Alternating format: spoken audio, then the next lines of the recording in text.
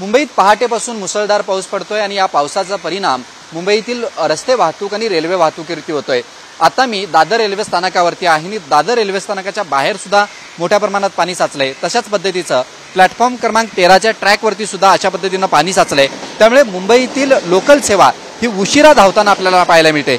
मध्य रेल्वे जवळपास 10 ते 15 मिनिटं उशिरा धावते, तर पश्चिम रेल्वेवरती सुद्धा आजच्या पावसाचा परिणाम झालेला आहे। पश्चिम रेल्वे जवळपास 5 ते 10 मिनिटं उशिरानं धावताना पाहायला मिळते, तर हार्बर लाईनवरती सुद्धा अशाच पद्धतीचा उशिरानं रेल्वे ज्या आहेत त्या धावताना आपल्याला पाहायला मिळतात।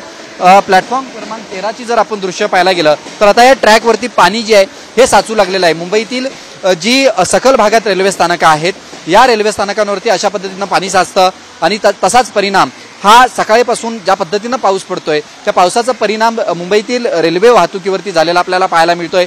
ज्या पद्धतीनं मुंबईची रेल्वे वाहतूक ही मुंबईची लाईफलाईन म्हणून ओळखली जाते, मात्र सकाळपासूनच ही लाईफलाईन काहीशी विस्कळीत झालेली आपल्याला पाहायला मिळते।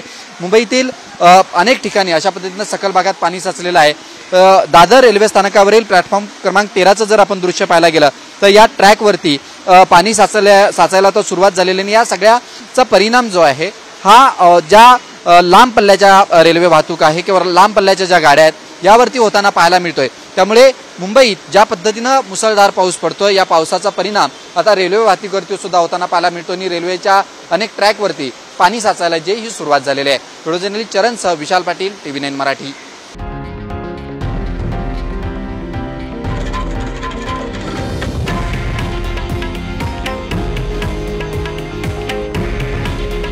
हे आहे देशातील नंबर 1 न्यूज नेटवर्क आणि आपण पाहत आहात TV9 मराठी। काळजी तुमची, हित महाराष्ट्राचं।